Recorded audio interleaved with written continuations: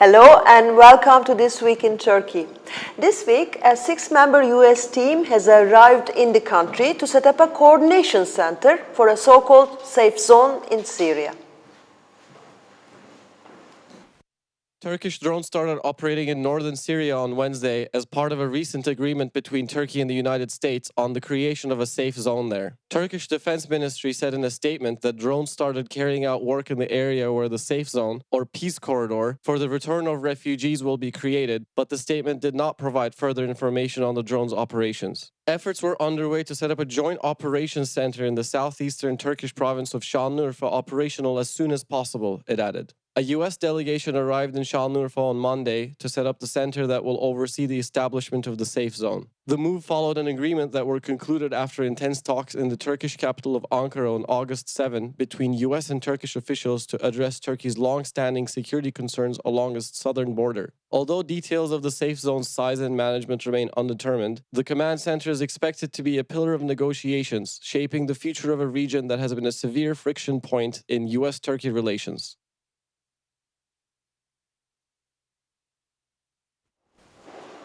Joining me now on the phone is Galip Dalay. He is a visiting scholar at the University of Oxford and a fellow at the German Institute for International and Security Affairs. Good evening, Mr. Dalay. Thank you very much for being with us.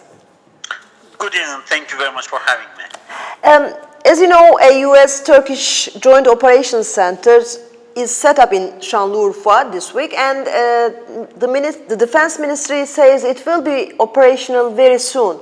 But what will be the function of this center? I mean, is it a mechanism to buy some time and stave off a possible Turkish military incursion in Syria, as some do say? Well, I don't see right now the Turkey and the U.S. sharing similar goals in Syria. Still, the goals of Turkey and the U.S. when it comes to the northeastern part of the country is still very widely separate, different from each other. But nevertheless, what I see through this setting up of the Joint Operations Center, in a sense, the Turkey and U.S. is trying to find a mechanism to manage their difference at this stage, because their difference was potentially could explode in which, Turkey would have launched an operation into the east of the countries, east of the Syria, northeastern part of the Syria, and then, all of a sudden the U.S. could have found its partner SDF facing Turkey rather than continuing with their building of the security and administrative structure that they have put in place. Right now, what we see that has been defined in Turkey as a safe zone seems to be more like a buffer zone from U.S. perspective. So in this regard, first and foremost, the idea of what is being said is being differently understood between Washington and Ankara. The Ankara regarded, or at least wants it to be a safe zone, and the safe serve the Ankara's purpose of fighting or undermining the security and administrative structure that has been put in place in northeastern part of Syria, which is very much built around the SDF, the Syrian Democratic Forces, the backbone of which is the YPG and PYD. From the American perspective, this is more like a buffer zone in a sense to protect the YPG and PYD or SDF from a potential Turkish military incursion. So in this regard, first and foremost, there is a difference when it comes to the goal and the function of this safe zone.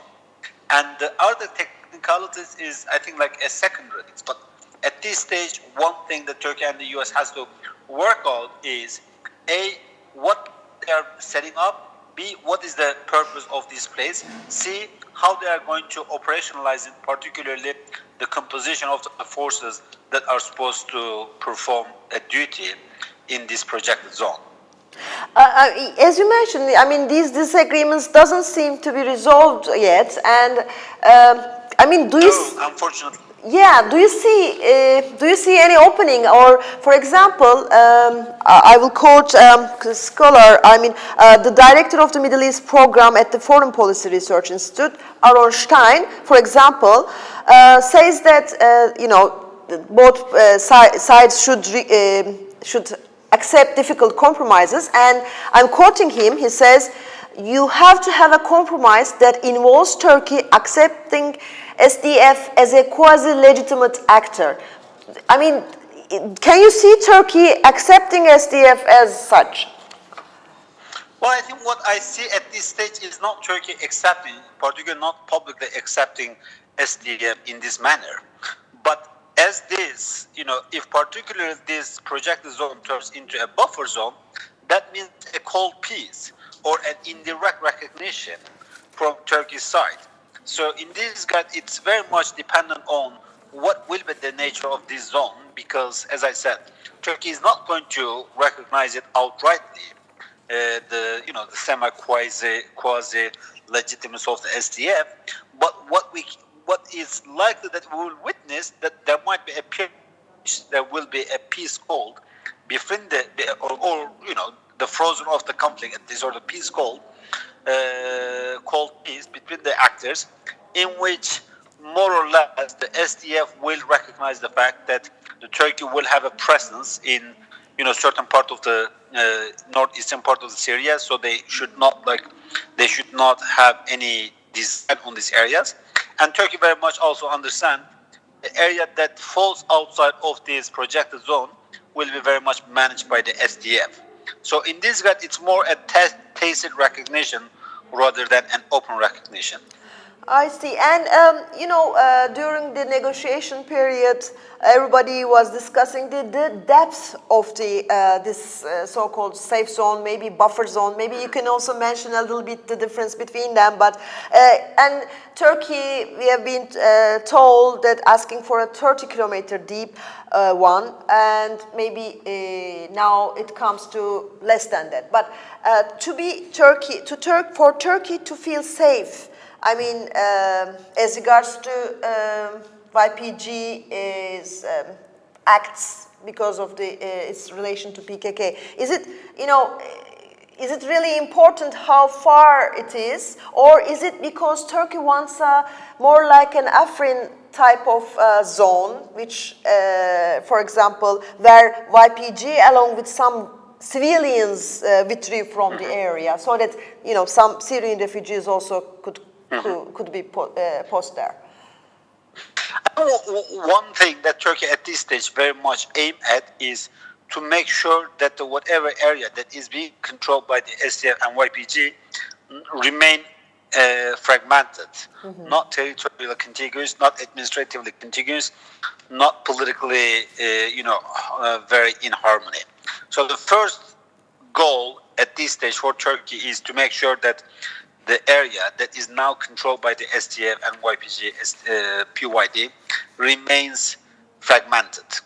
And I think in this regard, the safe zone or buffer zone, whatever, depending from the perspective, that to some extent serves this perspective. It's very important what you mentioned, the fragmentation of that area where YPG or SDF is controlling. So we hear that, for example, there could be some, a strip. I mean, we are always discussing the depth, but how about the length of the strip? So it doesn't matter really at this point the length of it. Do you agree so? So as far as it is, fragmenting, making a fragmentation between where the SDF exactly. controls. Yeah. I think the primary is exactly as you put it. Once it's being kept fragmented, then the depth of it is, I think, relatively is a secondary questions. So right now, from the Turkish perspective, the first step will be to keep the area fragmented and to undermine it as much as possible, to weaken the structure that has been put in place as much as possible, to, in a sense, but also to increase the Arab component in the region. And the part of it might be basically facilitating some, the numbers is not, we're not certain what will be the number, but it's at least facilitate some return of some Syrians to the areas that will be there, and that will effectively create, in a sense, an Arab belt. And that's highly likely also being criticized by the Kurds as the second Arabization project. So it's quite a tricky situation that what we are experiencing. But going back to your first question, on the comparison with Afrin, I think the comparison with Afrin at this stage is not a very accurate one, because in Afrin, the Russian completely facilitated the Turkish takeover of Afrin by providing, by facilitating the airspace for Turkey and very much agreeing to Turkey's demand to, to take over the Afrin. Here, the eastern part of the country, the northeastern part of the country, the situation is different. I mean, one of the major friction between Turkey and the U.S. in recent years has been their divergence on the Syrian course in general, and this stands still. The gap between the both actors still seems to be like wide, and in any in any scenarios, even if Turkey launch an operation into Syria, which is not likely at this stage, that will be a limited operation because given the presence of the U.S. forces there and given the political support, also military and political support that the U.S. provides to the SDF, YPG, and that's why for this purpose, instead of going for a wide operation in northeastern Syria, Turkey went for a deal in which it will try to kind of like gradually undermine the SDF structure rather than having a complete operation. Mr. Dalay, as a last question, as you mentioned also Russia, how do you think Russia takes this, for example, new setting up a coordination center and new steps towards, safe zone? How do they only watching it now for one? I think that Russia will not be happy if Turkey and US find a deal, because Russia thinks that its interest lies in confrontation between Turkey and the Syrian Kurds, because that will inevitably drive further wedges between the US and Turkey as well too. So the Russia thinks that if Turkey and the US engage in a military Turkey and the Syrian Kurds engage in a military confrontation, or SDF engage in a military confrontation in the northeastern part of the Syria, that will serve Russian interest on multiple fronts. The first one will be the relation between Turkey and the US will be further undermined.